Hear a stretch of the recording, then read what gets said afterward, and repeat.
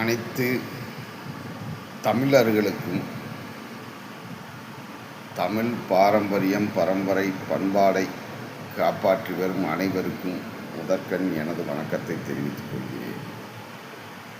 தற்பொழுது நடந்து முடிந்த சட்டசபை தேர்தலில் தமிழக வெற்றிக் கழகம்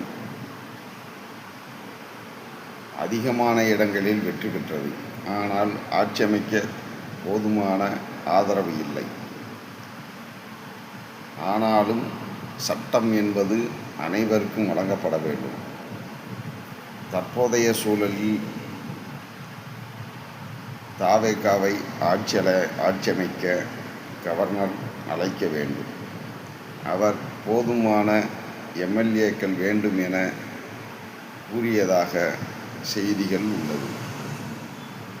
முதலில் அதிகப்படியான வெற்றிகள் பெற்றவரை அழைத்து ஆட்சி அமைக்க வைத்து அதில் தாங்கள் அறுதி பெரும்பான்மை காட்ட வேண்டும் என்று கூறுவது சட்ட இயல்பு.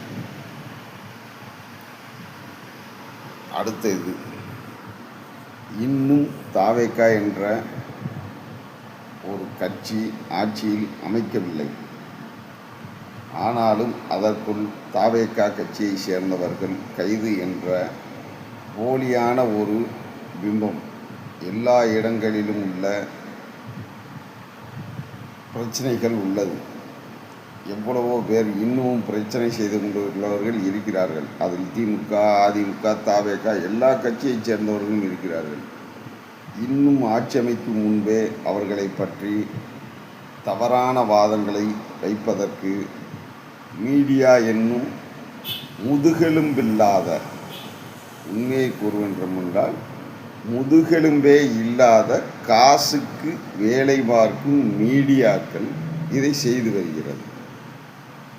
அதில் முக்கியமாக சன் டிவி. அதுக்கு முதுகெலும்பு என்பது எப்பொழுதும் கிடையாது. அது ஒரு மண்ணொலி பாம்பு டிவி.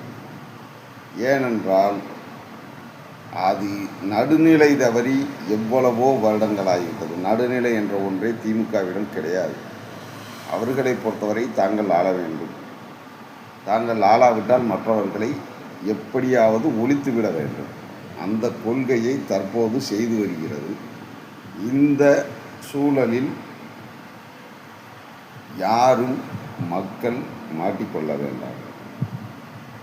இங்கு தமிழர்கள் தமிழர்களாக வாழ வேண்டும், திராவிடர்களாக அல்ல. திராவிடர்கள் தயவு செய்து தாங்கள் எந்த நாட்டிலிருந்து வந்தீர்களோ அந்த நாட்டிற்கே சென்று விடுங்கள்.